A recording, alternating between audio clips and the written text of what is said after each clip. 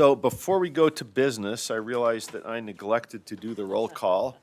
Luckily, we haven't done anything as a board yet, taken action, so hopefully no harm, no foul, but let's do a roll call before our first item of business. Member Bogus? Yes, sir. Member Booth, I think, is online with us. I'm here. Okay. Member Klein? Yes. Member Davis? Here. Member Reel? Here. Member Earl, Vice Chair Earl? Yes. Vice Chair Hart? Yes. Member Hymas? Here. Member Carey? Here. Member Lear? Here. Chair Moss is here. Member Norton? Yes. Member Straight? And Member Wood? Okay, we're official. Did I have a, yes, sorry? Did we skip you? How did I jumped from Davis to, thank you, Member Green. Okay. I'm off today. I got to get on my game here. Okay, thank you. Let's, first item of business then we'll come back to the superintendent's report. But we have Chair Hymas to guide us through Utah Tech University Charter School Authorizer application. Chair Hymas. Yeah, thank you, Chair. So, as just a little background, as you know this, or may know, this came before committee back in March. We had a discussion with Brenda Saby from Utah Tech about some of the processes. There were some thoughts presented there, and we moved that the committee moves that the board approve the Utah Tech's authorizers process information, but we also wanted to give them additional time to do some research and answer some questions that committee members had. And so it's been 2 months since that time. The original motion is again that the committee moves that the board approve Utah Tech University's authorizer processes and information. However, as you can see in backup, there are several things here, and so I wanted to perhaps, with the help of staff, offer some additional clarity. And I don't know if it's proper, but an alternate motion may be that the board approves Utah Tech University's authorizer processes and information, including Utah Tech University's new school application, request for transfer of authorizer process, request for a satellite school process, charter school expansion request process, and oversight plan, which are all in your backup. And so they're just kind of all there together. So that's the motion, if you're willing to accept it. So we have a motion that the board approves. It has been amended, I believe, by the chair. So I think we need a second on the proposed motion that's now on the floor. That's been seconded. And so back to Chair Hymas for discussion to the motion. I'd like to invite Scott Jones to the table here to help answer questions. And I do want to recognize Brenda behind you remotely, who might be able to answer some questions as well. There have been several processes that have changed since coming to committee. And so I'm hoping that staff can walk us through those processes so that we're all clear before we make a vote here on approving this or not. Thank you. Deputy Superintendent Jones. Thank you, Chair, board members, Deputy Superintendent of Operations Scott Jones. To Board Member Hymas's, Chair Hymas's point of the Law and Licensing Committee. Coming out of the Law and Licensing Committee, Board Member Lear had, well, during Law and License Committee, there was concerns brought up or questions by our esteemed members on the Law and Licensing Committee, Board Members Lear, Board Member Carey. We followed up with Dean Saby at Utah Tech. I feel that we have responded to Board Member Lear's questions, but if the chair would recognize Board Member Lear to attest to that, that would be helpful. Right up to this point during this week, Vice Chair Earl had some additional questions or concerns. So if we could just check in with Board Member Lear, make sure we've answered her questions or addressed her concerns, and then go to Vice Chair Earl. Chair, I think that would be beneficial to this process and expedient. Member Lear, did you want to weigh in? Up to Very you. briefly, I appreciate that Scott Jones was responsive to some questions I had with him. I also appreciate that Dean Saby was especially responsive and helpful. We had a conversation yesterday. My concerns are satisfied. My concerns were primarily not technical concerns in the application, but rather I, as one board member, wanted to assure myself that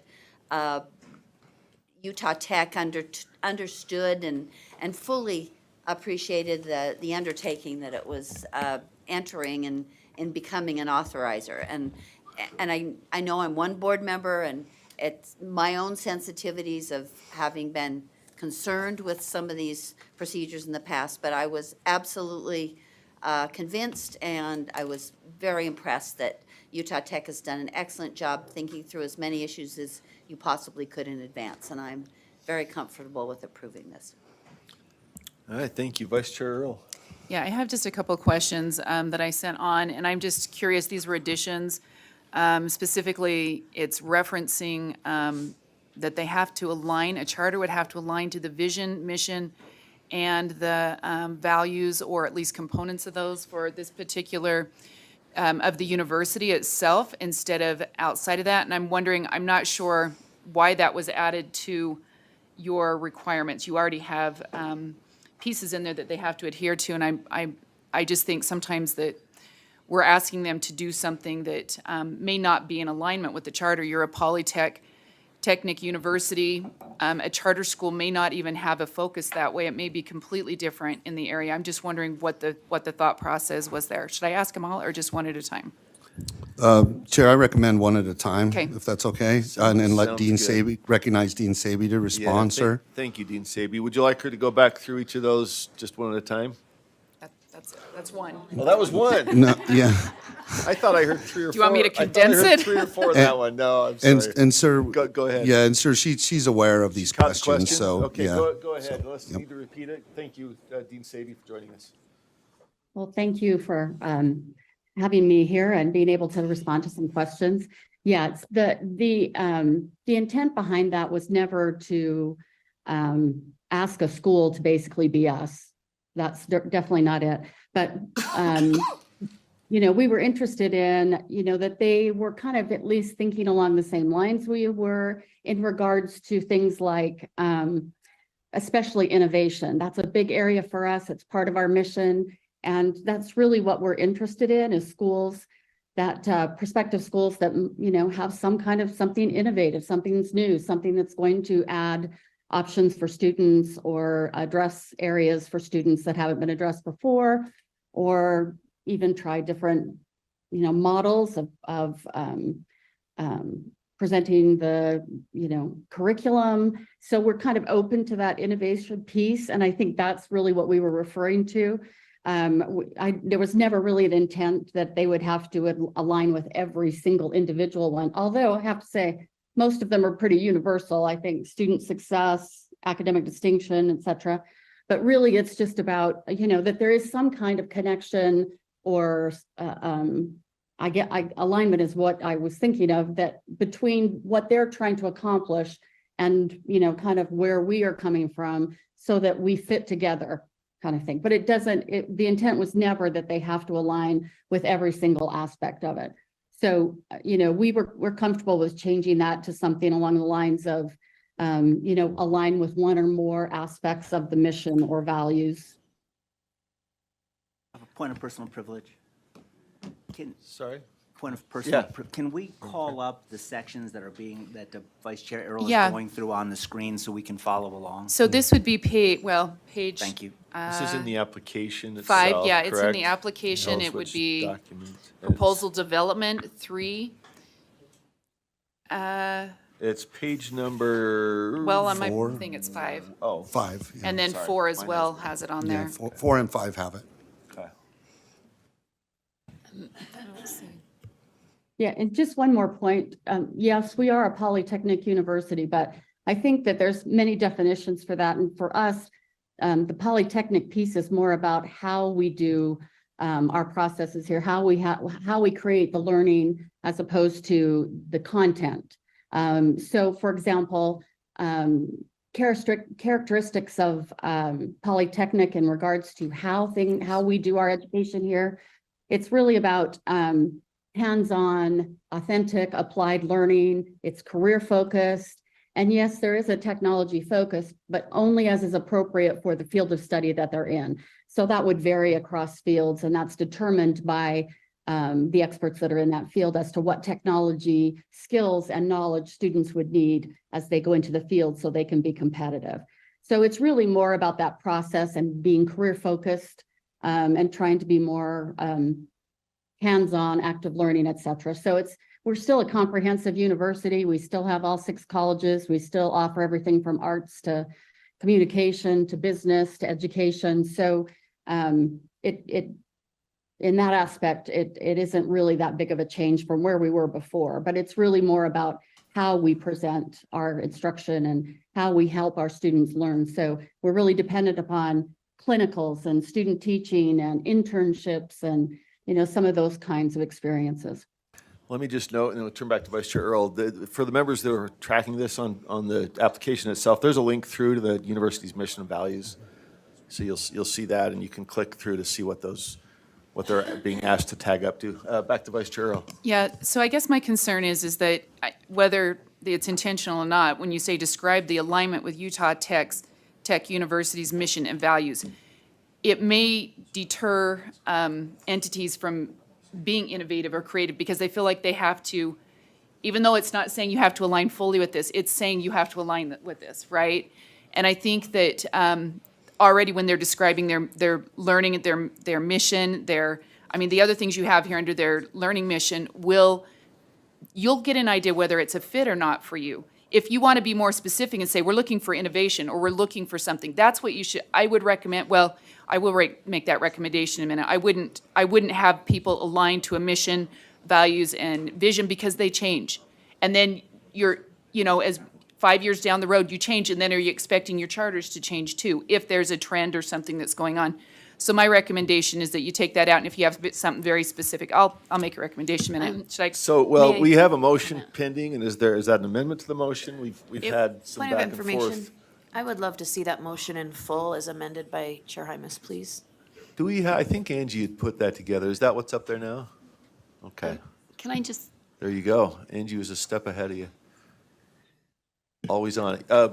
Yeah, we do want to wrap up with Vice Chair Earl, so if it's It pertains side to comment this. to that, sure, we want Yeah. to get back and let her Well, go I'm through her just trying to questions. find where I took a screenshot of one of these documents that are attached, and I can't find which one but it's for A and B in that document. And it says submit charter fidelity information, and then A says statement indicating school is meeting all terms of its charter agreement, and B list key elements and goals of the charter agreement and how the school is implementing and meeting these measures. So to me, from this, it sounds like the charter would have to prove that they are following the mission and vision of Utah Tech. So not just a suggestion or, trying to make sure it's a fit, but there seems to be an implementation, a fidelity to implementation of those mission and vision, or the mission and values. Does that go to Dean Saby? Is that a question or a comment? Yeah, so Would you like to pose that to? I'm not sure where that is in the documents, what document that is, but it sounds to me like it makes it a requirement for the charter that they have to prove that they are aligning with the mission and vision, or value. So I don't know if I can get clarification on that, because it does sound like a requirement. Is that a Dean Saby or a Deputy Jones question? I think we're talking about and I may be in the wrong document. I'm looking at page 2 that has the engage in the application process for charter schools that meet the following criteria, including have a mission that is alignment with one or more aspects of Utah Tech University's mission and values. Am I, It says we all look at number the same 4, page? submit charter fidelity information. okay, let's see. So fidelity information, let's just make sure we're. Chair, while you're looking, may I comment on that? Please, yeah. So what, thanks to Board Member Klein for reviewing that and bringing that out.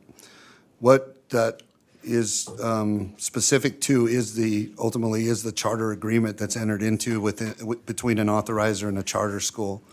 So yes, it stipulates that, but if Utah Tech doesn't put into the charter agreement that quote unquote, you need to be absolutely 100% aligned with our mission and vision, then it wouldn't be applicable to and we'll get into this probably in a second about review versus renewal of it, then that would not apply if they don't stipulate specifically in the agreement with the charter school that they have to follow their mission, vision, and things, so. It's in the 4th document down, charter school request for satellite school.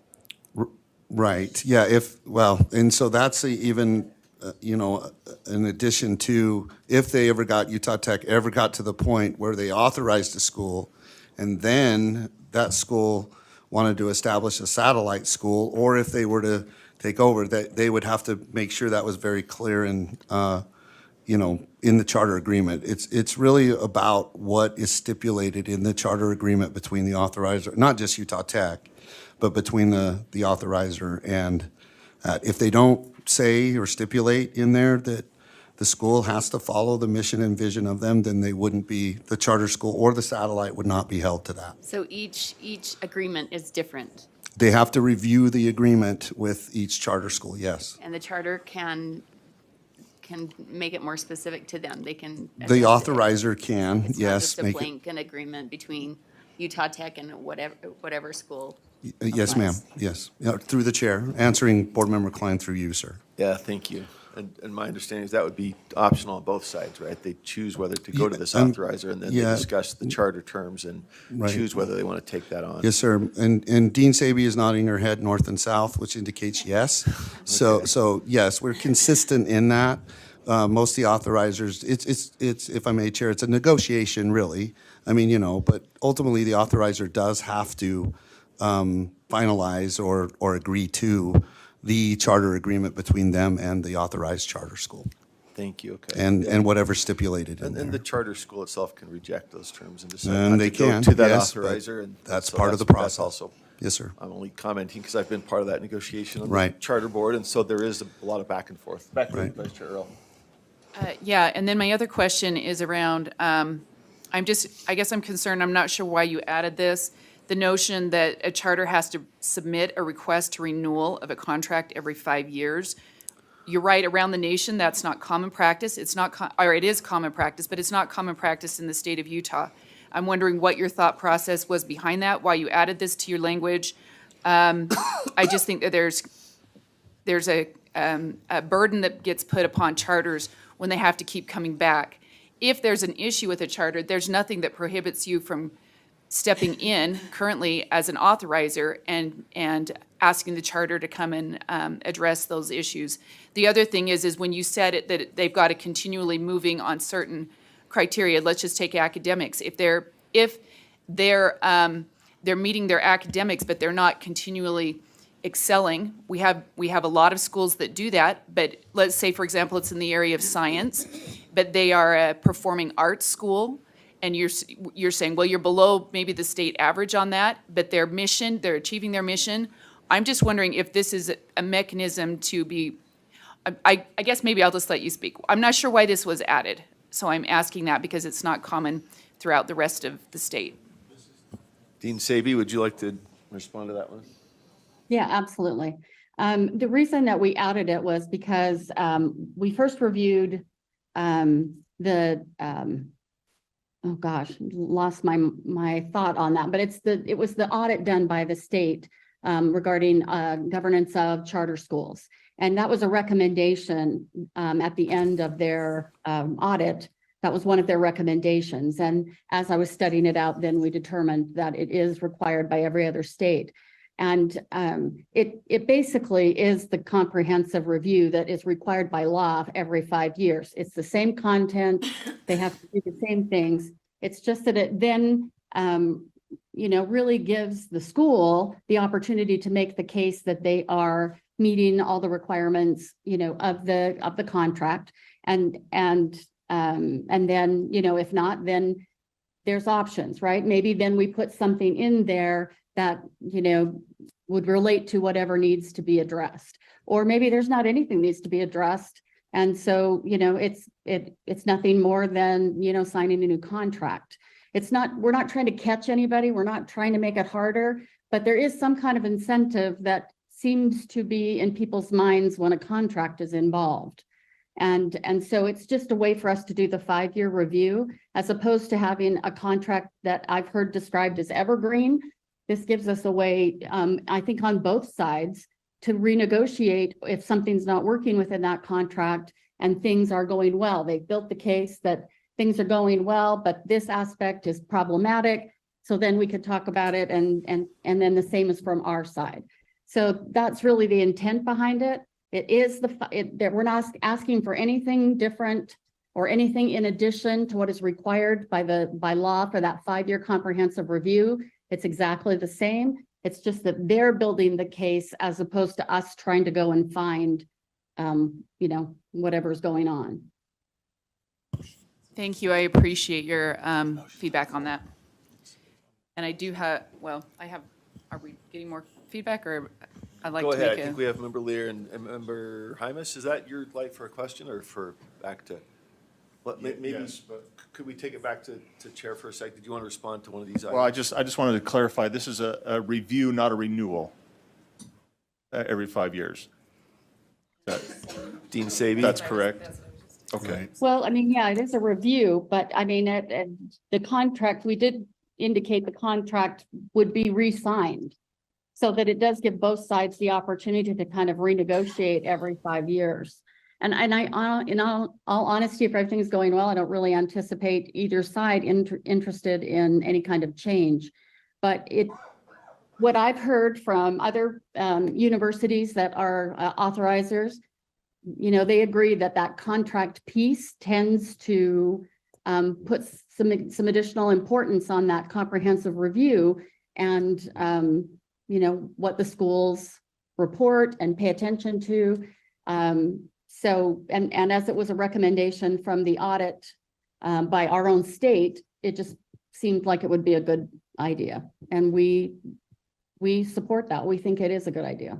Just to- Follow up, Chair Hymas? Yeah, thank you. Just to follow up with that, I support Utah Tech if this is their desire and what they hope to do, if this is the best practices for them. I don't want Utah Tech to feel like they are being pushed into anything that is not typically in practice. So I can support that, Dean Saby, if you and your group, committee, board are supportive of that as well.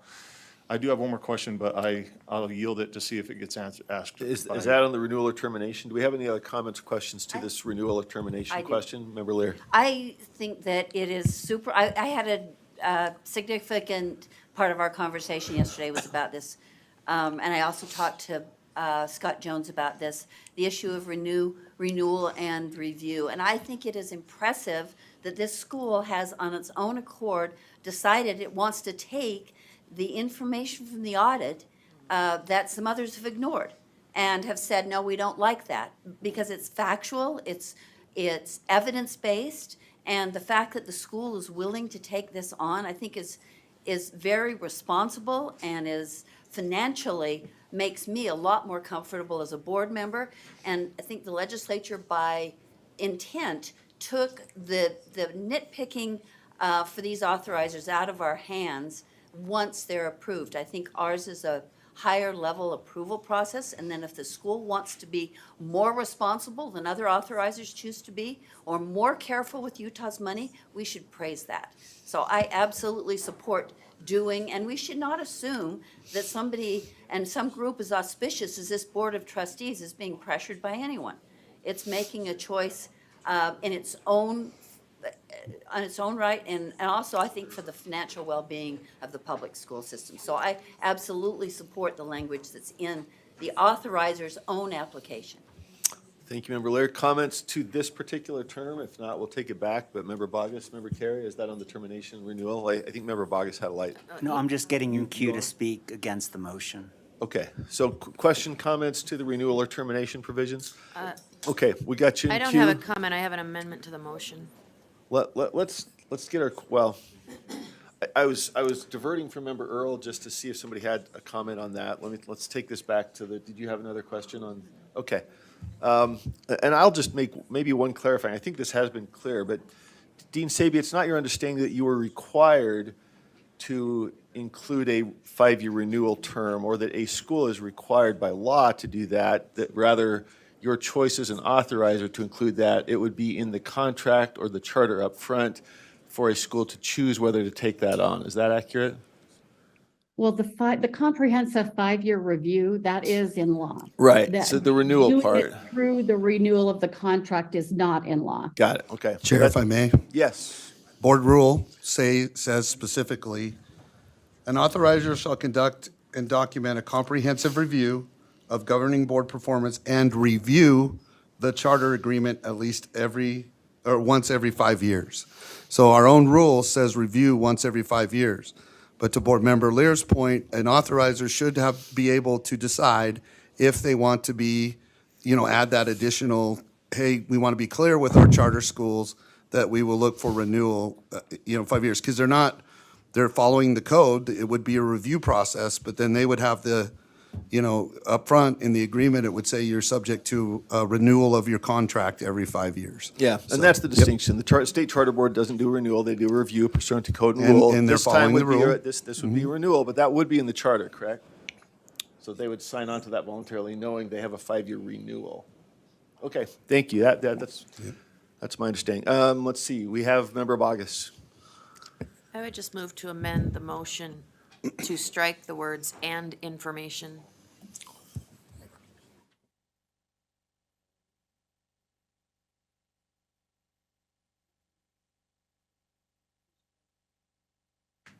Does that capture the amendment?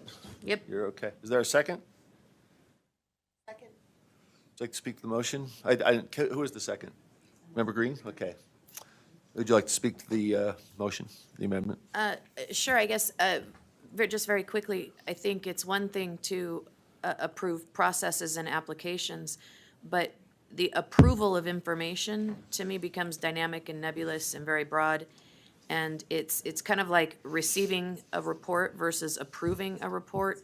It presents an affirmation that may or may not exist, and while the motion itself might be approved, the information therein is subject to continued spirited discourse and debate, and I cannot, for the life of me, support a motion with the words "and information" in it. Okay, any other discussion to that motion to amend?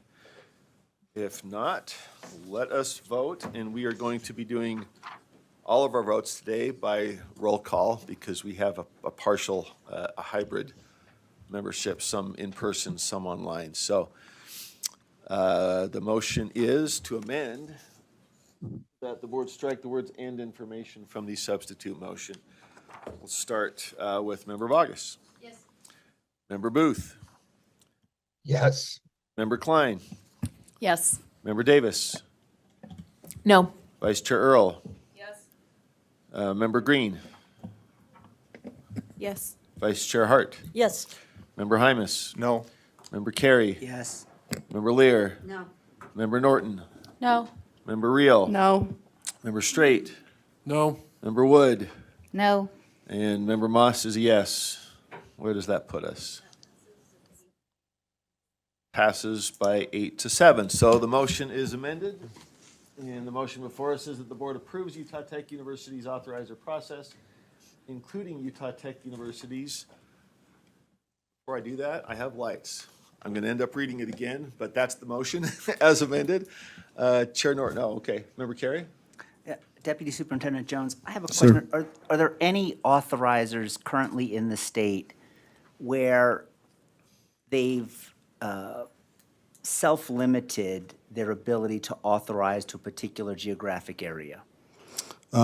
Chair, my answer Please. to Board Member Carey is no, sir, I'm not aware of that, of any limitations on geographic area by any of our authorizers. And is it true that this application from Utah Tech, they've inserted into their authorization application that they would impose this geographical limitation on their ability to authorize? Chair, part of the response by Dean Saby to that particular thing, she did make some amendments on the geographic piece to that. If you would recognize Dean Saby, I believe she can answer Board Member Carey's question satisfactorily. May I just follow up a follow-up question to Deputy Superintendent Jones? Yes, please. Is this regarding the satellite expansion? No, it would be, either new charter schools or, if a charter school applies to change authorizers, I believe she can tell you and demonstrate to you that it wouldn't be restrictive on geographical boundaries, if you will. They would be considerate of all different types of applicants and no matter where they're located. But you should hear that from Dean Saby, sir. Dean Saby, would you like to address that? Yeah. We have specifically chosen to serve primarily the southern Utah area, and we have identified that as the 8 counties that are south of I-80. Part of that is because of the kind of authorizer we want to be. We want to be an authorizer that's able to, be supportive as well as have oversight. And we just think for the size we are and, for how we want to do that, it just makes sense for them to be closer to us. We do have, the possibility that if we have a school that we have approved and they are doing well and they request a satellite that is located outside of that area, we're willing to consider that as well. But primarily, we are interested in schools that are in southern Utah.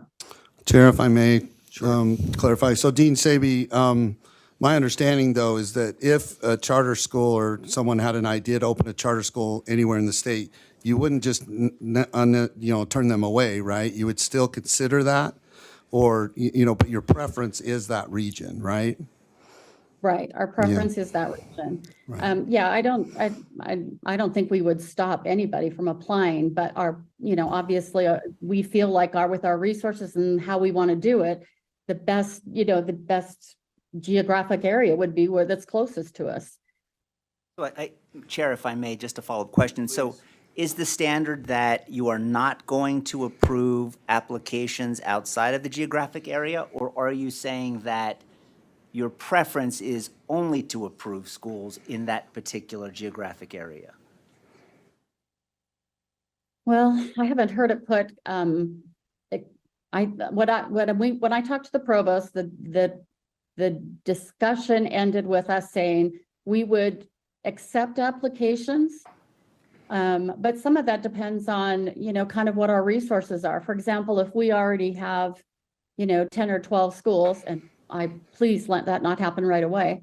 Then, we might, with the resources we have, it just might not be feasible for us to have something in the north part of the state kind of thing. So I guess we want to leave that flexibility, but, preference would probably be given to those that are from our southern Utah area.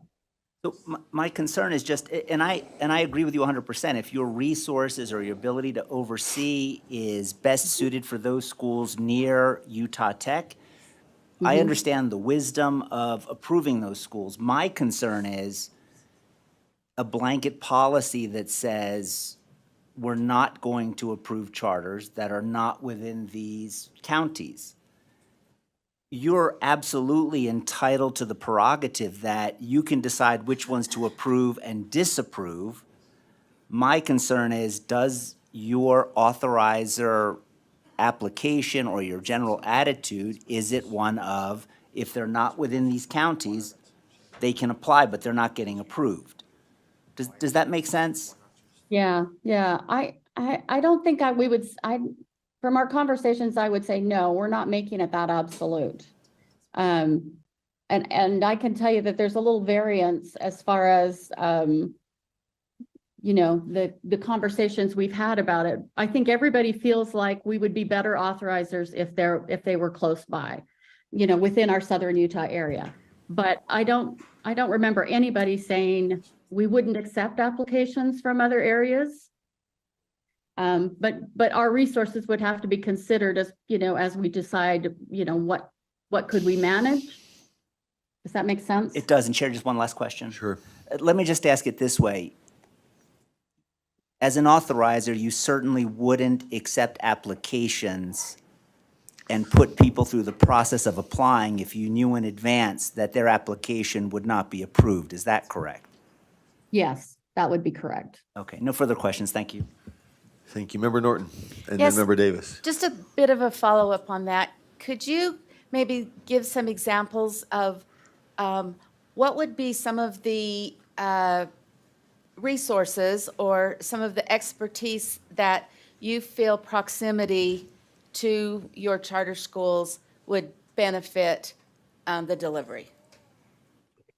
Well, for example, at least in the beginning, I think probably at all, we would probably not have a large office of, for a lot of extra staff to be able to oversee in different areas.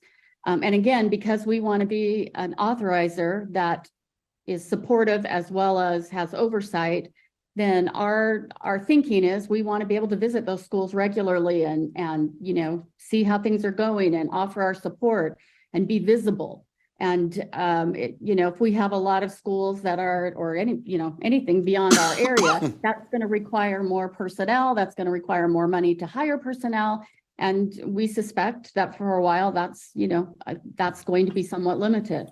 So, that's kind of the scenario we're thinking of mostly. If we want to be that kind of authorizer, then in order to do that, then depending on resources, but especially in the beginning, we think we're going to have to look primarily at Southern Utah. But again, we wouldn't not accept an application unless we thought we couldn't manage it in the way we want to. That answer the question, Member Norton? Member Davis, I think, or yeah. Yeah, I appreciate the clarity. I mean, if you really are going to focus on Southern Utah, then tell people up front. It's really frustrating when there's an illusion of freedom that isn't really there. And so for people to spend their time, and it's not insignificant amount of time, and do all that work and then be like, well, we're going to focus on Southern Utah. I mean, people should know that up front, and I appreciate the clarity in the language. And in 5 years, if you say, well, we've done a few down here, we like the way it's going, we want to expand to the whole state, you could change that too, but the clarity for your beginning sort of introduction years is appreciated. Thank you, Member Davis. Chair Hymas. Yeah, I just, looking at it was up on the screen where we've had this discussion regarding the requirement. And I guess this kind of goes to Dean Saby. It's more of a recommendation or a thought rather than a amendment. But when we look at, it says the Utah Tech Board of Trustees will accept proposals from charter school. I wonder if you would consider changing that to prioritize. The Utah Tech Board of Trustees will prioritize proposals from charter schools which will be located right in these counties, which I think is clear, like it offers clarity on what you're looking for. And then furthermore, where it does say requirement, a possible exception to this prioritization may be the request by an existing successful Utah. So just something that allows, it doesn't pin you down to something as specific as saying this is a requirement, and then later on in the few years, you're like, well, oh man, actually that would be a great idea, but in our proposal, it's required. So I don't know if that helps, but prioritization obviously would I think get the message across and still offer flexibility to the authorizer. Yeah, I think we'd be totally comfortable with that. Thank you. Did you have another, Vice Chair Earl? And back to my original question, and it had to do with the alignment. I think what you said was that we're looking for pieces of that so that there's some consistency, but it does say it will align with Utah Tech's mission and visions.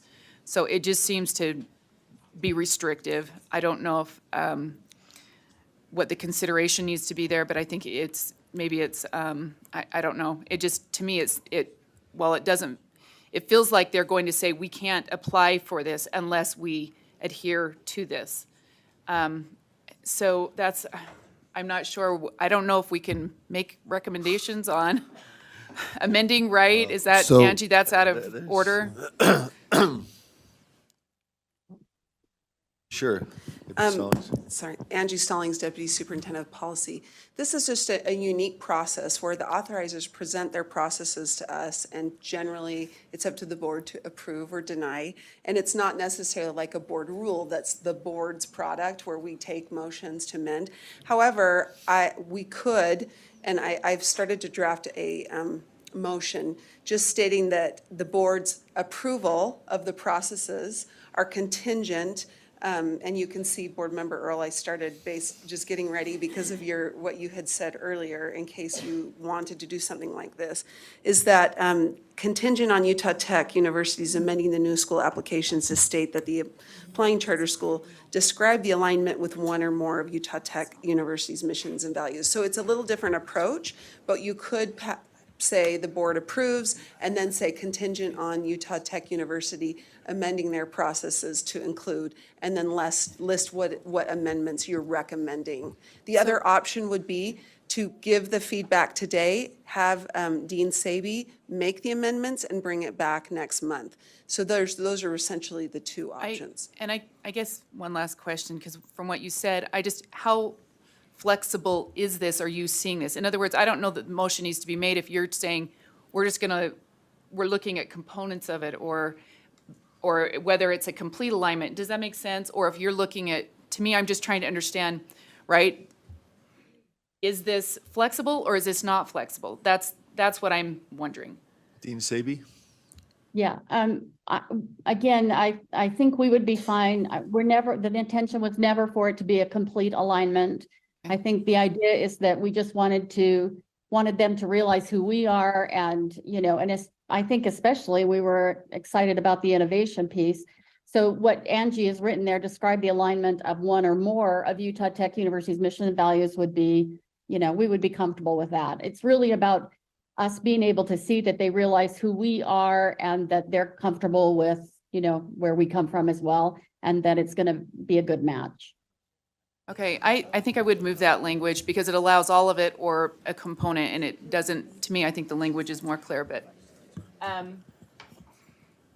motion is contingent on the Utah Tech amending the new school application to state that the applying charter school describe the alignment with one or more of Utah Tech's mission and values. And let me just ask a point of clarity before we ask for whether there's a second. I don't take this to mean that we want it to come back, rather that assuming what we've just heard from Dean Saby will happen, that is the motion. Yeah. That would be under accurate, this and motion that's be what I approved. understand. So, Chair, if I may? with that clarification, yes. Yeah, so if this motion passes as it is right now, staff would ensure that the changes are made, and then we could email the packet out to the board for visibility, just in an informational aspect. So we have a great relationship with Dean Saby. She'll make the changes. She's done that well enough. And I will say that this is by far the best application process I've seen. And I think the public and everybody can tell that they're very interested in holding their charter schools accountable, and they'll follow their application process. And then we, as your staff, from a monitoring perspective, when the time comes, we would make sure that they followed the process before that authorization or opening of that charter school took place. So. All right, thank you. And I asked that for clarity, so now that we know what the motion is there a second? Second. Second. All right, anybody to speak to the motion, Vice Chair Earl? No, I've already spoke. Okay, so Member Davis, Chair Hymas, to the motion? Yeah, I'm a no on this motion. These folks are taking on a boatload of responsibility in being an authorizer. And, if, as Dean says, that these are universal aspects such as student success and others, then their schools that they authorize should adhere to those. And, look, if they're willing to do the work to be the authorizer, then they should be able to say, what their criteria is going to be. Chair Hymas? I agree with that. I think that when an authorizer has a mission and vision, the schools beneath it need to have that as well. That's why you choose that authorizer for a lot of that. I did want to ask, and just for clarification, if this passes, either of these amendments, does this shut down any adjustments that Dean Saby and her staff can make at this point? You know what I mean? Like Deputy Stallings mentioned, we're not amending their whatever we are reading here. We're not amending that, but do they have the flexibility to amend that? For example, like we've put a lot to Dean Saby's today that she's going to think about. Does she have the flexibility, once this is approved, does she have the flexibility to go in and say, oh, yeah, well, I like that point. I'm going to just tweak this a little bit and then just work with staff? So maybe I can put that to staff. I mean, my understanding would be we are approving a fairly specific set of processes and procedures, so that would not be amendable, except to the extent that there's been discussion here about the intent to respond to questions and comments that have been brought up. I should defer to Deputy Stallings before I go, Yes, thank you, or Chair. Deputy Jones. Either No, one. Stallings. There's a couple of in general, anything substantive, if they make changes after you've approved these processes today, anything substantive should be brought back to the board for approval. If it's technical, as they're looking at the application, they're like, oh, we just want to word this a little differently or move this here. I think they would have the authority to make technical changes. Very similar to what we're able to do with administrative rules, for example. At times, we make technical, non-substantive changes, and the Office of Administrative Rules allows us to do that without going through a public hearing, and putting it through the 30-day process. If it is substantive, then they would need to bring it back.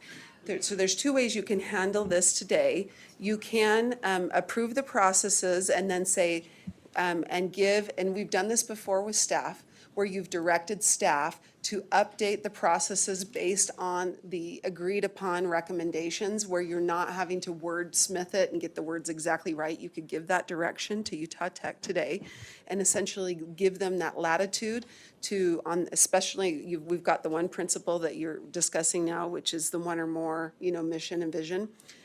Or we can be very specific and do as we're doing now, where Board Member Earl made the motion and they would look at it and specifically add it to the word. So I can draft the other motion if you'd like, or we can do it specific as we've done here.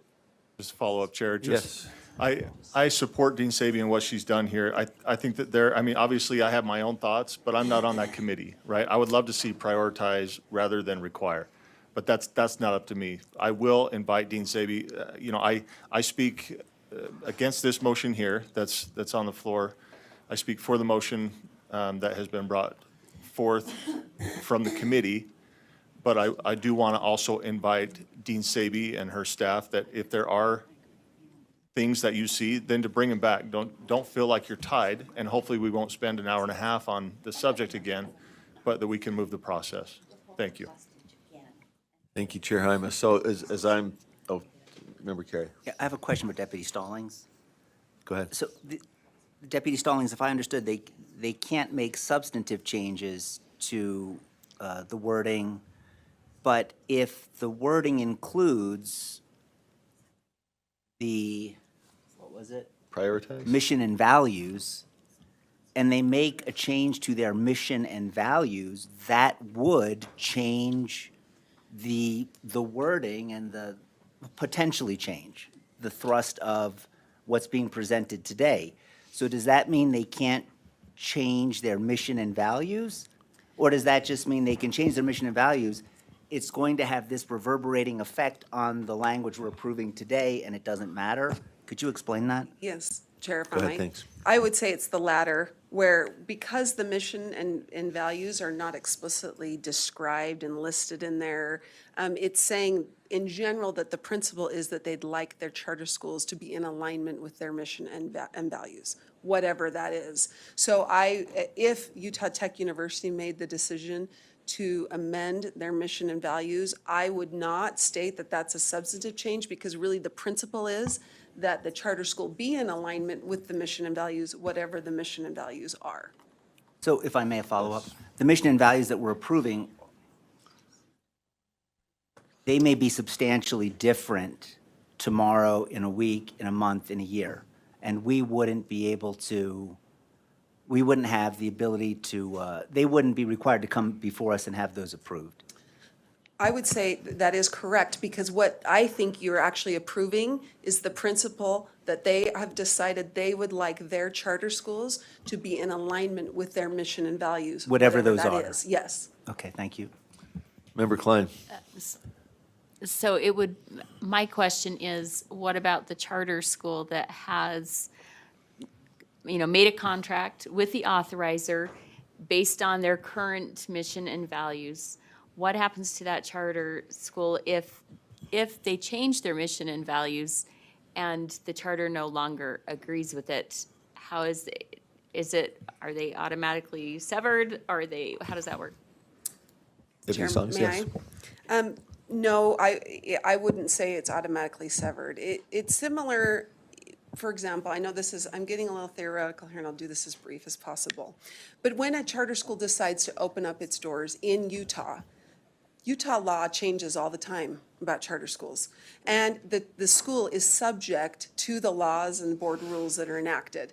And just because a new law or rule is enacted doesn't mean that all of a sudden the charter school's, contract is severed.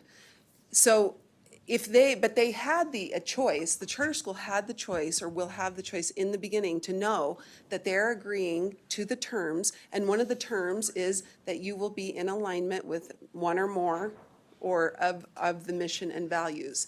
That charter school would know that there's a potential that the mission and values may change.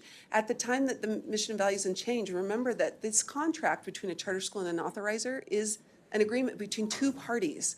The charter school could say, thank you, but we are now going to either close our charter school or we are going to request a transfer to another authorizer. So they would have other options, but it would not automatically sever or stop the contract. Because again, they're agreeing to the principle of aligning with, not the specific, mission and values. Can I also add to that, if we've got an existing school that was approved when our values or mission were something else, and they have a contract with us, we're not going to make them go back and realign. If they want to change, they can, but we would not require it. They could continue on, with what they were doing as long as they've been successful. So we wouldn't, unless they want to change, it wouldn't change anything for us. We wouldn't require anything different than what they had been doing.